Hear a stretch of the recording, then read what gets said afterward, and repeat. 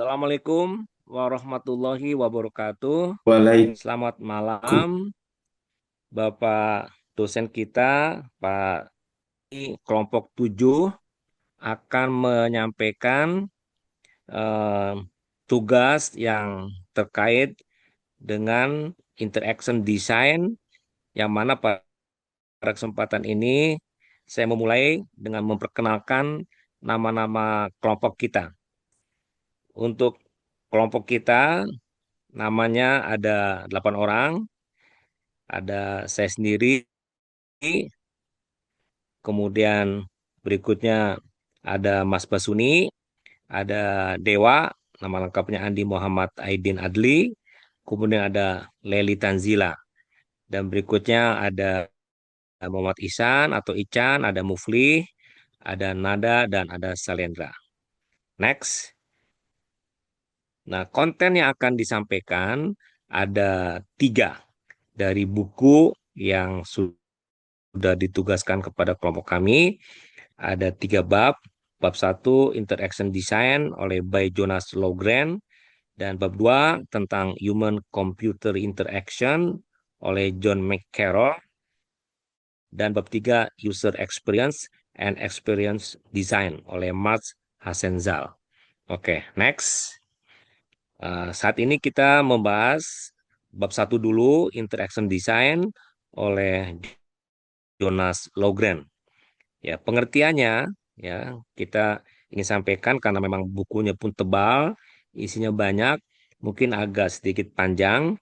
Jadi interaction design ini merupakan cabang dari bidang HCI atau Human Computer Interaction yang berfokus pada desain berbasis digital untuk digunakan oleh manusia.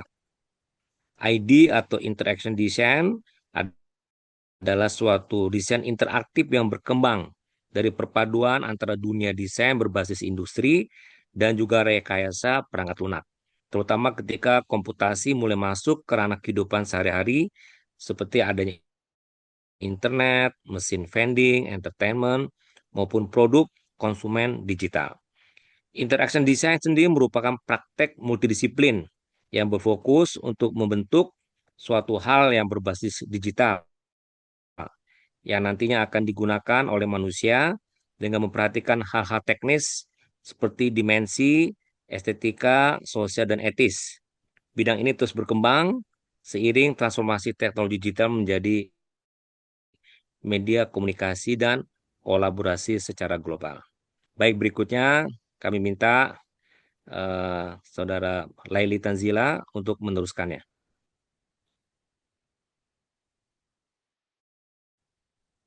Selanjutnya, sejarah-sejarah dan asal-usul. Jadi, istilah interaction design ini pertama kali diperkenalkan oleh Bill Moggridge, co-founder dari perusahaan desain bernama IDEO, pada tahun 1990. Pada awal ini, bidang ini muncul sebagai adaptasi dari desain industri ke teknologi digital ketika komputer mulai menjadi bagian dari kehidupan manusia sehari-hari. Dan interaksi desain ini hanya berfokus untuk menciptakan sistem yang usable, yang mudah digunakan dan juga efisien dalam mendukung pekerjaan pengguna.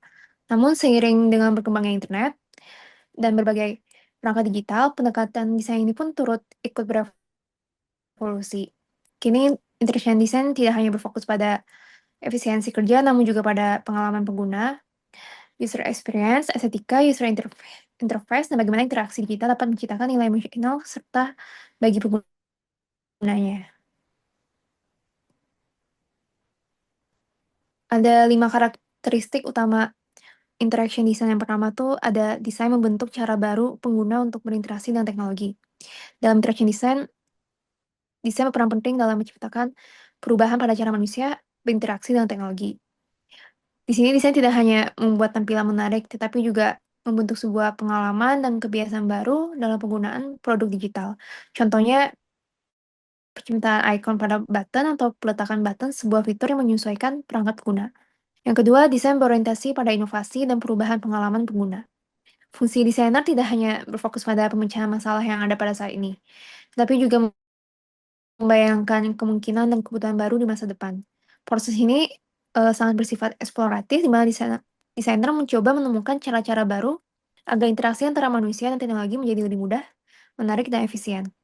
Pengguna juga dilibatkan dalam proses ini, sehingga desain yang dihasilkan dapat menyesuaikan dengan perubahan tren, teknologi, dan perilaku manusia.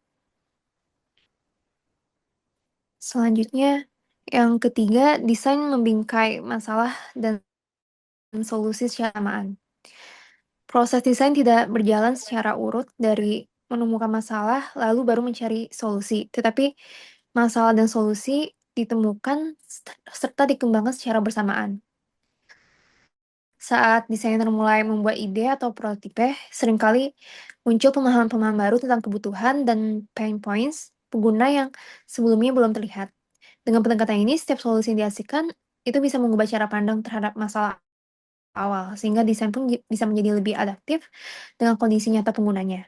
Yang keempat, proses kreatif melalui sketsa, prototipe, dan pengujian. Dalam interaction design, proses berpikir desainer tidak hanya dilakukan secara konseptual, tetapi juga melalui visualisasi dan representasi langsung seperti sketsa, wireframe, prototipe, dan simulasi interaktif. Sketsa membantu desainer menuangkan ide secara cepat dan fleksibel. Jadi, prototipe pun bisa dilakukan pengujian sebelum tahap peluncuran dan mengevaluasi interaksi pengguna secara langsung. Melalui pendekatan ini, desainer dapat melihat, merasakan, dan memodifikasi ide, sehingga proses desain menjadi lebih reflektif dan iteratif, bukan hanya berdasarkan asumsi atau teori. Yang kelima, desain berorientasi pada inovasi dan perubahan pengalaman pengguna.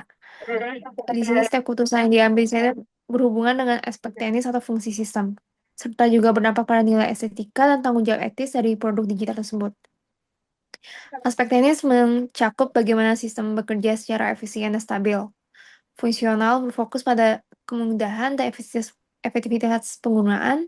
Estetika berkaitan dengan tampilan dan kenyamanan visual. Sedangkan etis menyangkut dampak sosial, privasi, serta tanggung jawab moral dalam penggunaan teknologi. Keempat aspek ini harus disimbangkan secara holistik, karena keputusan teknis seperti algoritma, tata letak antarmuka, atau fitur interaktif dapat mempengaruhi cara pengguna berpikir, berperilaku, bahkan membuat keputusan. Selanjutnya akan dilanjutkan oleh Nada. Ini yang selanjutnya itu ada yang keempat, material digital dan interaction design.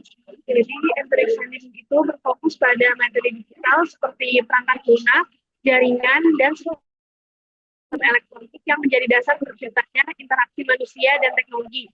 Seperti yang telah dijelaskan bahwa produk digital pada awalnya hanya digunakan untuk keperluan kerja dan efisiensi tugas. Namun kini produk digital berkembang menjadi sarana sosial dan kolaboratif, memungkinkan pengguna untuk saling terhubung dan berpartisipasi dalam berbagai aktivitas secara daring. Perkembangan ini menuntut desainer untuk mampu merancang sistem interaktif yang terbuka, partisipatif, dan mudah diakses oleh banyak pengguna. Selain itu, ketika desain menyentuh ranah yang lebih luas seperti organisasi atau kebijakan, kolaborasi dengan berbagai bidang multidisiplin diperlukan agar menciptakan produk yang efisien.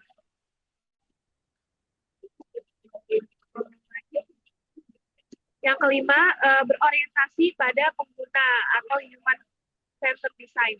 Seiring berkembangnya teknologi, maka penggunaan dalam interaction design kini meluas, meliputi komunikasi dan pengalaman emosional pengguna dalam mengoperasikan suatu produk digital. Dari perubahan tersebut, muncul konsep user experience atau UX yang mendalami bagaimana desain dapat berpengaruh terhadap efektivitas dan kepuasan pengguna. Selanjutnya, yang selanjutnya adalah human computer interaction yang akan dilanjutkan oleh Mas Basri. Terima kasih. Untuk yang pertama, untuk human error, pertama adalah pengertian. Human error interaction merupakan bidang interdisipliner yang pada awal tahun 1980-an sebagai cabang dari ilmu komputer tersebut yang dipengaruhi oleh bidang cognitive science dan human factor engineering. Fokus utamanya adalah memahami serta merancang interaksi antara manusia dan komputer agar sistem digital menjadi lebih mudah digunakan. efektif dan menciptakan interaksi yang positif bagi penggunanya. Seiring perkembangan komputer pribadi, internet, dan kemunculan ubiquitous computing, yaitu komputasi yang hadir di berbagai aspek kehidupan, lingkup HCI pun semakin luas. Tidak lagi terbatas pada interaksi berbasis desktop, tetapi juga meliputi mobile dan lingkungan cerdas. HCI kini menjadi komunitas multidisiplin yang melibatkan berbagai bidang ilmu seperti psikologi, desain, antropologi, linguistik, dan teknik sistem. Inti dari semuanya adalah menjadikan pengalaman manusia sebagai pusat dari inovasi teknologi. Secara keseluruhan, HCI adalah bidang yang hidup dan terus berevolusi. Tujuan menciptakan teknologi yang bisa digunakan serta teknologi yang dapat meningkatkan kualitas hidup manusia. Dengan demikian, HCI menjadi jembatan antara ilmu pengetahuan, praktek desain, dan nilai-nilai kemanusiaan dalam dunia interaksi digital. Selanjutnya, untuk yang kedua, sejarah dan asal-usul. Sebelum tahun 1980-an, komputer merupakan alat yang hanya dioperasikan oleh para profesional di bidang teknologi informasi. Namun munculnya personal computing membuka peluang bagi masyarakat umum untuk berinteraksi langsung dengan komputer. Perubahan ini menghadirkan tantangan baru tentang bagaimana membuat komputer menjadi lebih mudah digunakan dan dipahami oleh orang awam. Dari sinilah kebutuhan accessibility meningkat mendorong munculnya bidang baru menggabungkan ilmu komputer dengan cognitive science seperti psikologi kognitif, kecerdasan buatan, linguistik, dan antropologi yang kemudian melahirkan konsep cognitive engineering. Model-model awal seperti model human processor dikembangkan untuk memahami cara manusia memproses informasi saat berinteraksi dengan komputer. Selain itu, disiplin lain seperti human factor engineering dan dokumentasi desain juga berperan dalam membentuk pendekatan user-centered design yang berfokus pada kebutuhan, kemampuan, dan batasan pengguna dalam proses pembangunan sistem. Selanjutnya, yang ketiga, dari kelompok kecil ke komunitas, from global to community.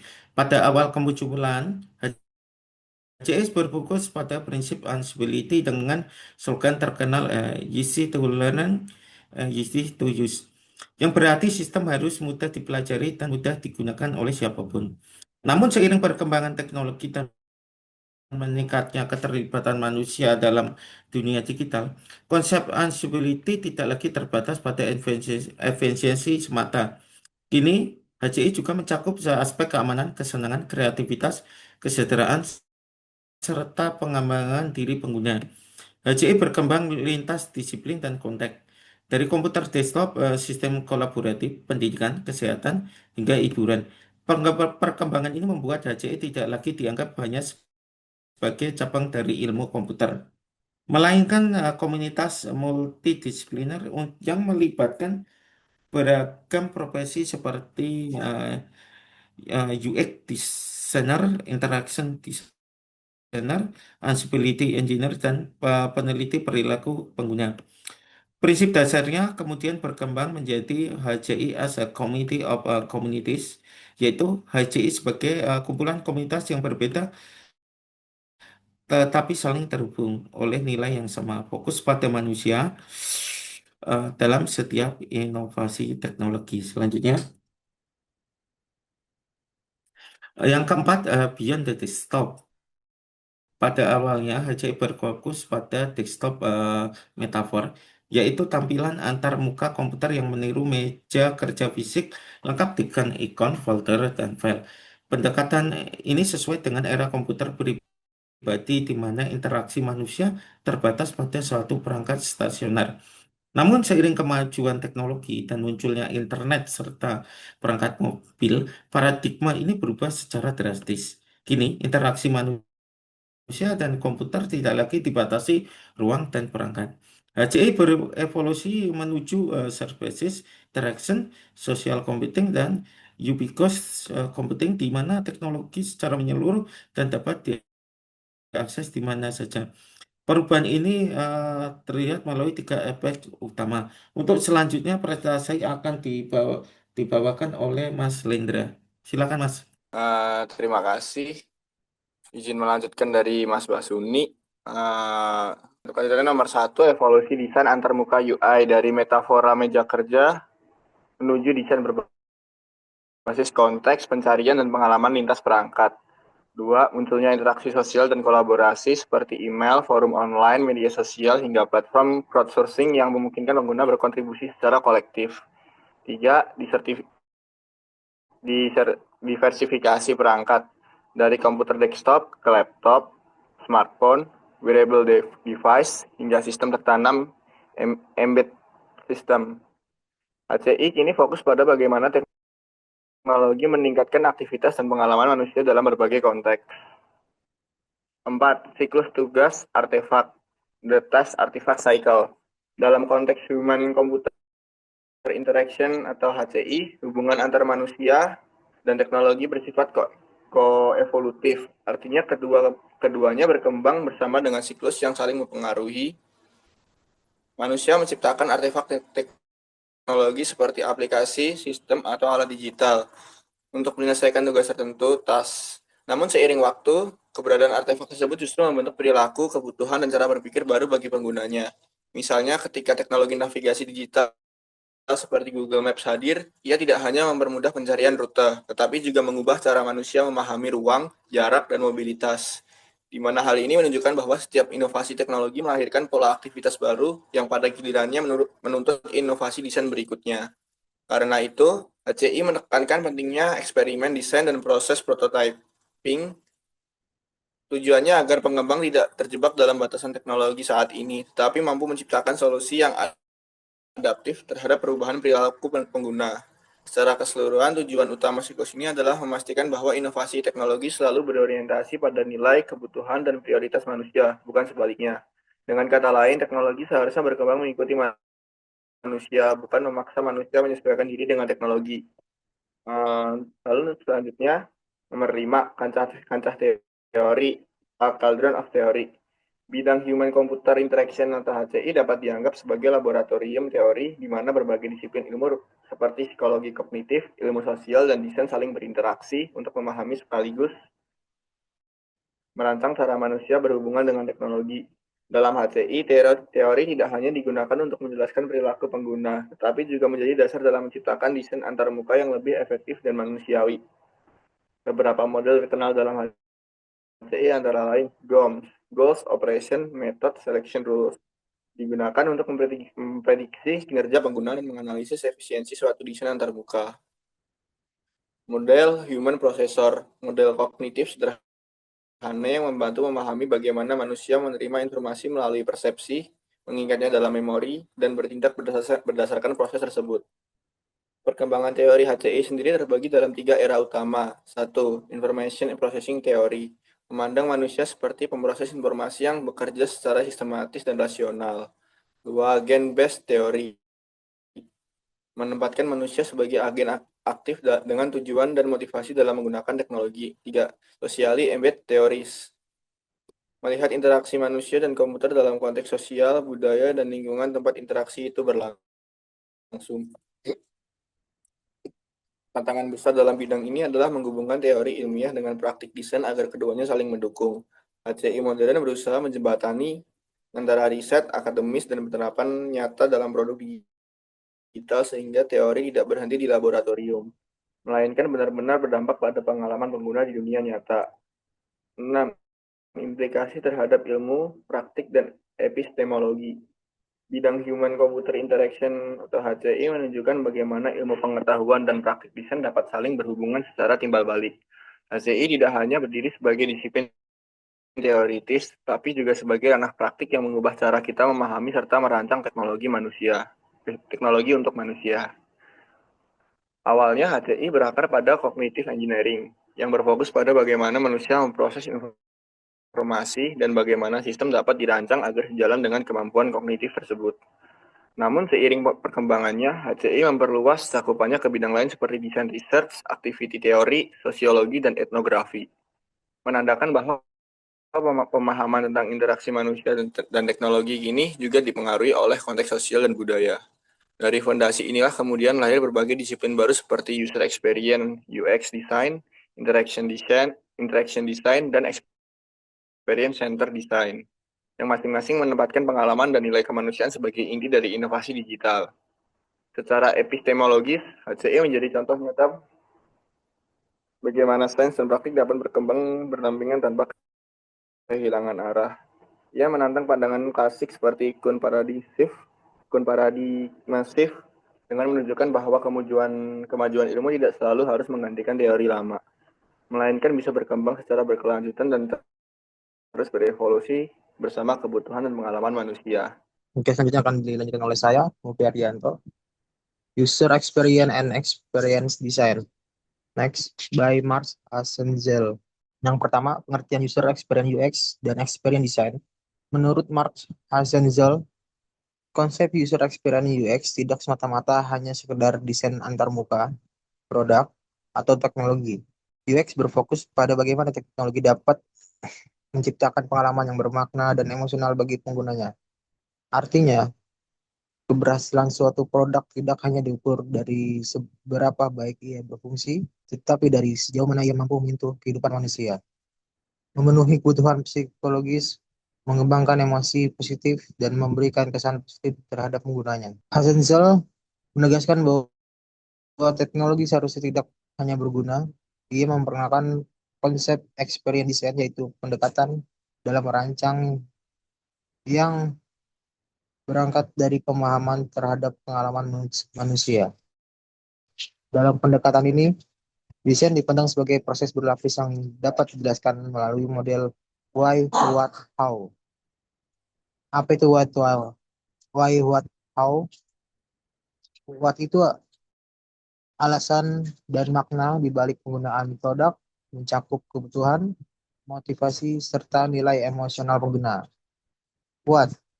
Fungsi atau aktivitas yang ingin difasilitasi oleh produk. How? Secara pengguna berinteraksi dengan produk melalui tampilan visual, untuk fisik, maupun sensasi pengalaman yang dihasilkan. Next, yang kedua, pengantar dari produk ke pengalaman. Di era modern, teknologi tidak lagi dilihat hanya sebagai alat fungsional, melainkan sebagai medium untuk menciptakan pengalaman positif bagi pengguna. Contohnya adalah Philips Wake Up Light, yang tidak hanya berfungsi sebagai lampu alarm, tetapi menghadirkan sensasi bangun seperti di pagi hari. Melalui perubahan cahaya yang lembut, contoh tersebut membuktikan bahwa produk bisa melampaui bentuk fisiknya. Dan pengalaman yang diciptakan bisa menimbulkan emosi positif, membentuk kenangan, atau bahkan menjadi bagian dari ritme keseharian pengguna. User experience atau UX bukan sekedar soal estetika atau antarmuka yang menarik, tetapi tentang bagaimana produk menyentuh pengalaman manusia. Fokus utamanya adalah menciptakan interaksi yang memenuhi kebutuhan psikologis pengguna, menimbulkan perasaan tertentu, dan membangun kegiatan emosional. Dengan kata lain, teknologi seharusnya menjadi jembatan untuk menghadirkan perasaan dan pengalaman, bukan hanya sekedar fungsi mekanisme. Melalui pendekatan ini, desainer dan pengembang produk diharapkan dapat melihat pengguna lebih dari sekedar konsumen, tetapi sebagai individu yang memiliki cerita, harapan, dan emosi. Next, untuk selanjutnya akan dilanjutkan oleh teman saya, oleh Mas Andi. Silakan Mas. Baik, saya akan melanjutkan dari pembahasan Mufli. Oke, sekarang masuk pada poin pergeseran budaya dari material ke experiential society. Di sini masyarakat modern kini beralih, yang dari tadinya fokus pada kepemilikan barang seperti materialisme menuju pencarian pengalaman bermakna. Menurut Engelhardt dan Schulz, masyarakat postmaterialis lebih menghargai pengalaman unik dibanding hanya sekedar kepemilikan. Dalam studi Boven dan Gilovich pada tahun 2003, Mereka menunjukkan bahwa pengalaman seperti liburan atau aktivitas kreatif memberikan kebahagiaan lebih tinggi daripada hanya nilai pada suatu barang. Nilai-nilai baru ini dirangkum dengan prinsip deceleration, uniqueness, making not consume, yaitu menghargai proses, keunikan, dan penciptaan bukan sekedar konsumsi. Jadi dampaknya terhadap desain modern begitu sangat besar, karena desainer tidak lagi hanya menciptakan suatu produk yang fungsional atau menarik secara visual, tetapi mereka harus membentuk pengalaman yang resonan secara emosional. Dalam produk harus mampu berinteraksi dengan pengguna pada tingkat yang lebih personal. Dengan kata lain, desain yang sukses kini adalah desain yang menghubungkan produk dengan pengalaman manusia, bukan sekedar benda yang bisa dibeli. Pada poin ketiga, bisnis dan tantangan pengalaman. Pada era modern, banyak industri menghadapi dilema antara mereka akan menjual produk material atau pengalaman. Bisa dilihat pada industri musik. Itu adalah contoh yang jelas. CD Madonna mungkin terjual terbatas, tapi konser dan turnya mampu menghasilkan ratusan bahkan jutaan dolar. Di mana hal ini menunjukkan bahwa pengalaman bukan sekedar produk fisik, tapi bisa menjadi faktor nilai utamanya. Sayangnya, banyak bisnis masih salah kaprah. Mereka menganggap bahwa pengalaman sebagai alat pemasaran tambahan, bukan inti dari produk itu sendiri. Padahal pengalaman bersifat unik dan personal, sehingga kita tidak bisa diproduksi masalah seperti barang fisik. Setiap interaksi dengan pengguna itu berbeda-beda, dan nilai emosional yang tercipta sangat bergantung pada konteks dan cara pengalaman itu dirancang. Kita dihadapkan tantangan terbesar bagi bisnis modern adalah bagaimana menciptakan pengalaman yang bermakna dan konsisten, sehingga pengguna tidak hanya membeli produk, tapi juga merasakan transformasi atau keterikatan emosional.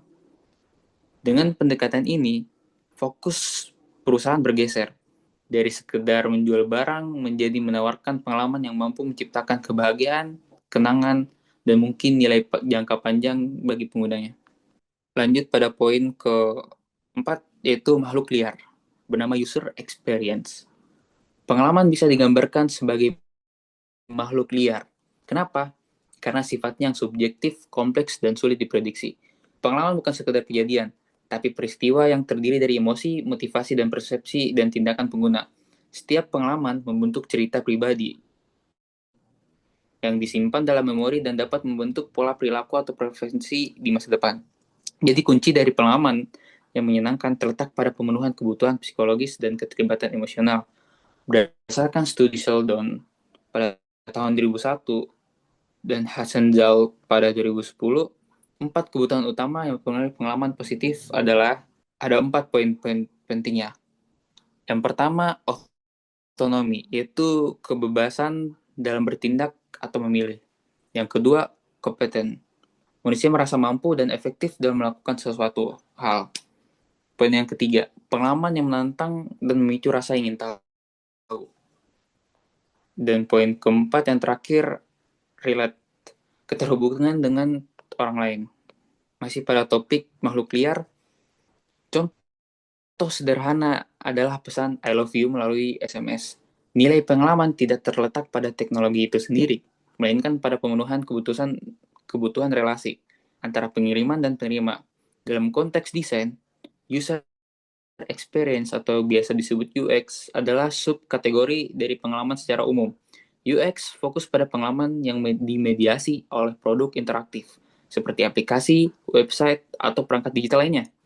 Dengan kata lain, UX bukan sekedar tentang tampilan atau fungsi, tetapi bagaimana produk tersebut dapat membentuk emosi dan memenuhi kebutuhan psikologis dan menciptakan pengalaman bagi penggunanya. Oke, mungkin selanjutnya bisa dapat dilanjutkan oleh teman saya, Ican. Ya, terima kasih Mas Dewa. Yang untuk yang kelima ini adalah experience design, yaitu merancang yang tak berwujud.